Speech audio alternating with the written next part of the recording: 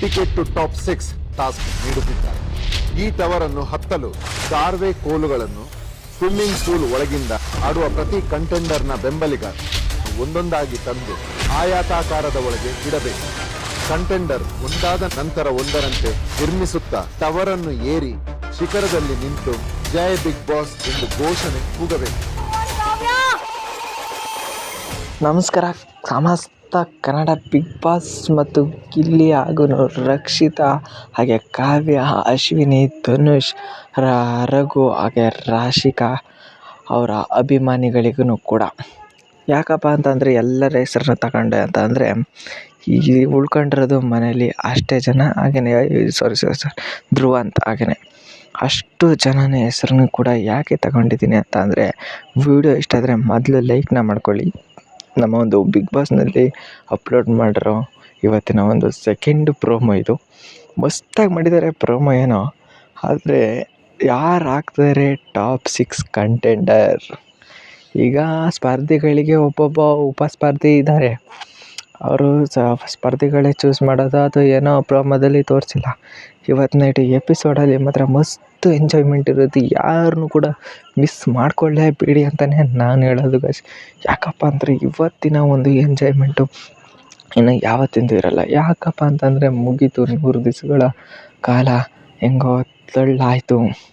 ಅದರ ಒಂದು ಪ್ರೋಮೋ ಬಿಟ್ಟಿದ್ದಾರೆ, ಅದನ್ನು ನಾನಿನ್ನೂ ಅಪ್ಲೋಡ್ ಮಾಡಿಲ್ಲ. ಮಾಡ್ತೀನಿ ಗೈಸ್, ನಿಮಗೋಸ್ಕರನೇ ಇರೋದು ನಾನು. ಯಾಕಪ್ಪ ಅಂದರೆ ನಿಮಗೆ ಎಂಜಾಯ್ಮೆಂಟ್ ಕೊಡೋದಿಲ್ದಲೆ ನನ್ನದು ಕೆಲಸನೇ ಇಲ್ಲ ಬೇರೆ. ಹಾಗಾಗಿ ನಿಮ್ಮ ಫ್ರೆಂಡ್ಸ್ಗಳಿಗೆಲ್ಲ ಹೇಳಿ ಸ್ವಲ್ಪ ಸಬ್ಸ್ಕ್ರೈಬ್ ಮಾಡಿಸಿ ನನ್ನ ಸಬ್ಸ್ಕ್ರೈಬರ್ಸು. ಹಾಗೆಯೇ ಸಬ್ಸ್ಕ್ರೈಬ್ ಮಾಡಿಲ್ಲದೆ ನೋಡ್ತಿರೋರು ಸಬ್ಸ್ಕ್ರೈಬ್ ಮಾಡ್ಕೊಳ್ಳಿ ಅಂತ ಹೇಳ್ತೀನಿ. ಯಾರ್ಯಾರೆಲ್ಲ ನಮ್ಮ ಒಂದು ಚಾನಲ್ನಲ್ಲಿ ನೋಡ್ತಾಯಿದ್ರೆ ನಿಮಗೆ ಗೊತ್ತಿರೋ ಥರ ಎಲ್ಲ ಒಂದು ಪ್ರೋಮೋನ ಹಾಕಿದ್ದೀನಿ. ಈ ಪ್ರೋಮೋನ ಎಕ್ಸ್ಪ್ಲೈನ್ ಮಾಡೋ ಟೈಮು ಬನ್ನಿ ಗೈಸ್. ಈ ಒಂದು ಪ್ರೋಮೋದಲ್ಲಿ ಏನಪ್ಪ ಸ್ಪೆಷಲ್ ಅಂತಂದರೆ ಇವತ್ತೇ ಒಂದು ಟಾಪ್ 6 ಕಂಟೆಂಡರ್ ಯಾರು ಅಂತ ಇವತ್ತೇ ಚೂಸ್ ಆಗುತ್ತೆ ಗೈಸ್.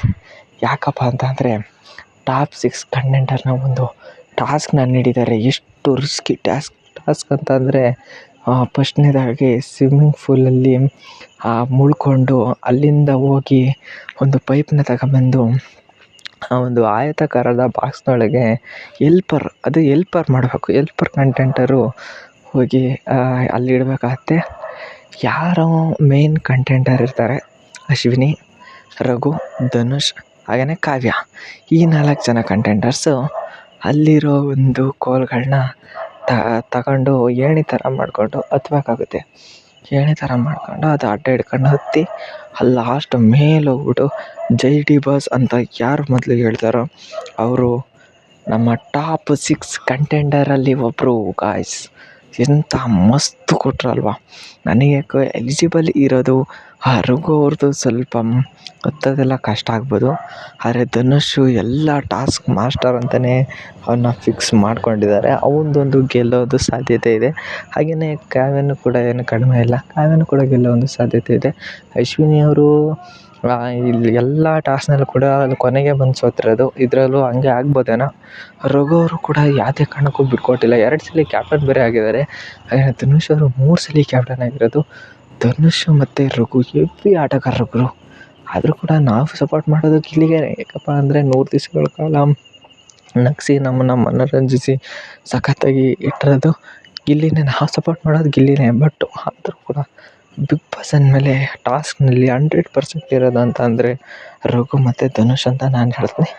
ಗಿಲ್ಲಿದು ಏನು ಪರವಾಗಿಲ್ಲ, 50% ಆಗೈತೆ. 100% ಎಂಟರ್ಟೈನ್ಮೆಂಟ್ ಇದೆ. ಮಸ್ತಾಗಿ ಅವ್ನ ವಿನ್ನರ್ ಆಗೋಕ್ಕೇನು ಅವನಿಗೆ ಅರ್ಹತೆ ಇದೆ ಅಂತ ಹೇಳ್ತೀನಿ.